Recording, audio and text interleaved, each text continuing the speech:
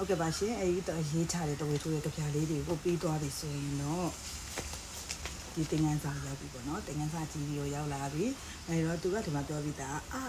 အာတရမြတင်ကြားကြဆိုလားအဲ့ဘီးနဲ့တရလည်းကွဲပြားဖို့လိုတယ်ဆိုတာကိုတင်ကြားသူကိုယ်တိုင်ကလည်းသိတယ်ပေါ့နော်ဘီးနဲ့တရကွဲပြားရမယ်ဒီမှာဆိုရင်တရအတန်လေးကိုဆိုမှာဘာမှမပါဘူးဆိုရင်သူ့ရဲ့အခရာအတန်ပဲဆိုရမှာ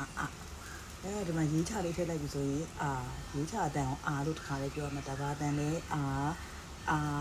ဒါပါတန်လေးလေးကိုရေးချဝတ်စားပေါ့ဆိုရင်ဆိုတဲ့အတန်ထွက်တယ်အဲ့လိုမျိုးအတန်ထွက်တယ်အဲ့တော့နေရာမှာကျမတို့ကထည့်နိုင်ပါပြင်လေကစထည့်နိုင်ရင်စထည့်နိုင်ရင်စ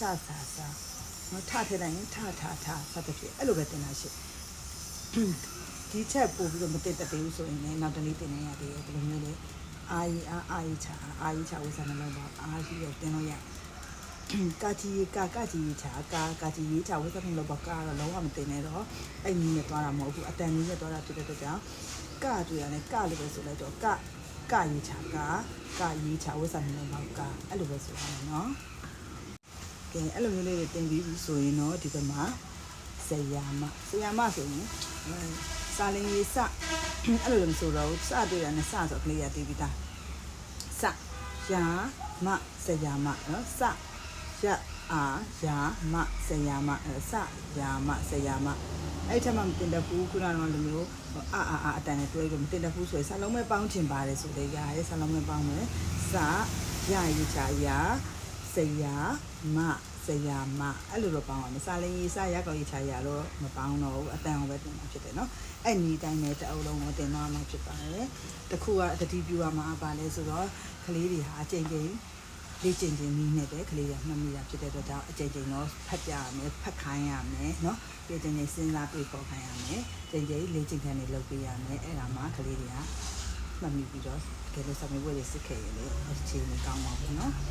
အောက်တက်ကြီးကိုအရန်လိုပါတယ်တဒန်းပထမတန်းတဒန်းမှာအောက်တက်မကြေလောက်ဒီတန်းကနောက်ဆုံးပဲဆွဲခေါ်လို့ရတာဖြစ်တယ်